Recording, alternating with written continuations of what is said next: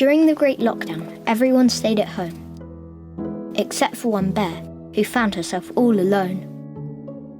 Placed at the end of a driveway with a bag of her favourite clothes, looking for a new owner, free to a good home. While off for a walk in the woods one day, a special little girl and her sister found her and brought her home to play. Flipping pancakes and building dens were things they loved to do. Together they made sandwiches with layers of butter, honey and butter too. And the whole family on a Friday night would curl up for a movie, with Bear snuggled up tight.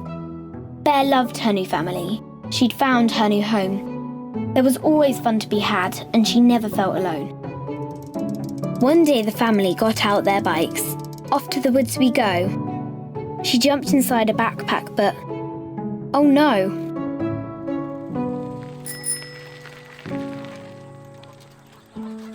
They cycled along the canals as quick as a flash, but the backpack wasn't quite done up and splash! Bear was in the water, but she didn't know how to swim. No one heard her cries for help. What a pickle she was in. The water swept her along, swirling and whirling, cold and wet, until something scooped her up. She was rescued by a fishing net. She looked up to see two boys staring at her wide-eyed. They were out adventuring in a kayak and pulled Bear safely inside.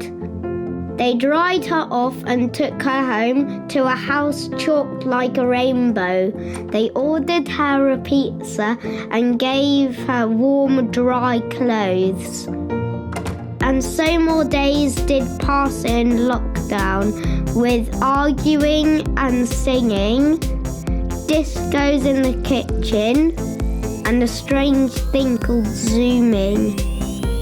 And while one boy played in the garden with Playmobil all day, his brother dreamed of movie stardom and what a famous director he would make.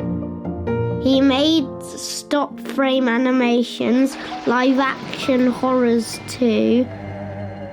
And when they got too scary for Bear, she wondered what to do.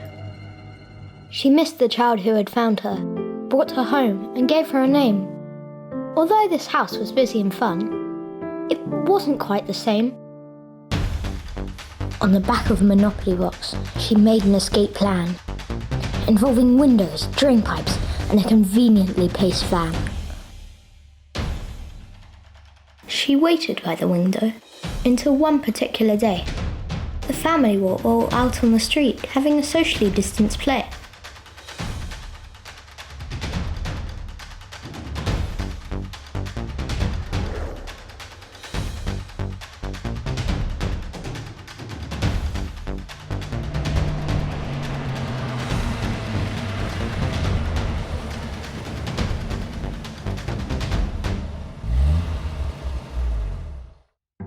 Out of the window Bear crept.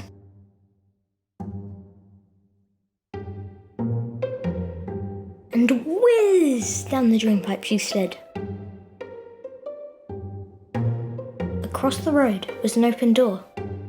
Bear jumped in and hid.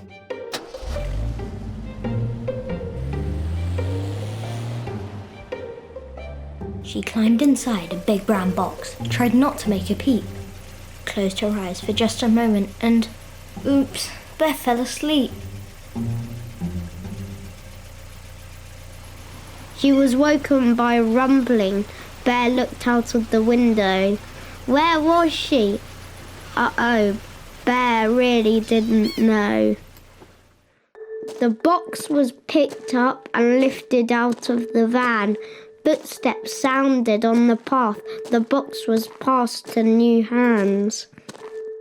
She heard the closing of a door, and suddenly there was light. 4 new faces looking in and gave her a bit of a fright. They pulled her from the box along with the new board game. It was called Junior Cluedo, and they played it right away. Later they bustled her into the car for a special treat. They ordered burgers at the drive-thru and other yummy things to eat. Then the window was wound down and someone gave a shout. There was a hustle and a bustle within the car, and oh no, poor Bear was knocked out. But only for a moment, as a car from just behind spotted her on the footpath and bundled her back inside. Looking out the window, she saw seagulls flying by. The big blue ocean glistened underneath lots and lots of sky. Soon the car stopped. Another house, a strange new place. A little boy was smiling at Bear with a happy, cheerful face. The two brothers took Bear inside and showed her things to do. Then Daddy dressed up as a doctor. They even dressed Bear up too. Later, the children whizzed along outside of the arcades. Poor Bear started to feel quite dizzy, so went to find some shade. She wandered down a side street and paused at someone's gate. Still dressed in her costume, but now it was starting to get late. At that very moment, a car pulled up outside. A nurse from the NHS, with medication and supplies. As the front door opened, a little voice from inside cried, "Look, Dad, it's Dr. Bear." "What a great surprise," Dad said. "She must have come to see us. I wonder where she's been." But Bear was tired by now, and losing track of all the things she'd seen. She'd been to many places and such great adventure, but now she wanted to go back home to the children who first found her. She was so far from where she should be, she had travelled the wrong way. But this little boy and sister welcomed her in to play. The little girl was shielding, so they had to stay at home. They played and splashed in their hot tub and tried not to feel alone. And when the dark finally came, they all slept one night under the stars. And although Bear was happy here, she made a wish with all her heart, that she could find her way back home to her special family.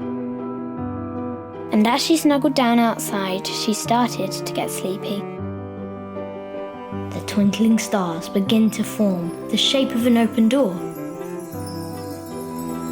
A portal to a different land where colourful leaves line the floor.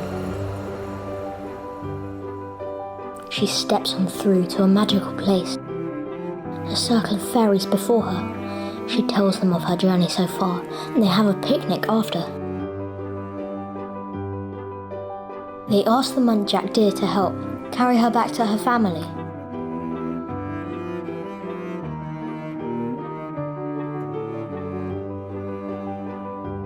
Around the lake, over the seesaw log, and past the nesting tree.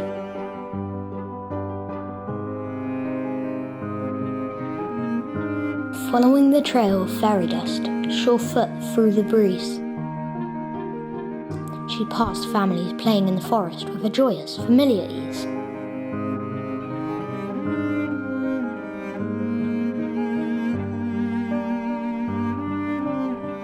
When suddenly another door appears, the fairies wish the bear goodbye. She gingerly steps on through this time. What's on the other side? She finds herself in a hallway. She looks around and blinks. And then she sees her special friend. "I'm so relieved," she thinks. The bear is just so happy, back in her friend's embrace. It's been a wild and wondrous journey, but nothing's quite like this place. Her lockdown life and family makes this the place to be. No more adventures for little bear. Or maybe. Let's wait and see.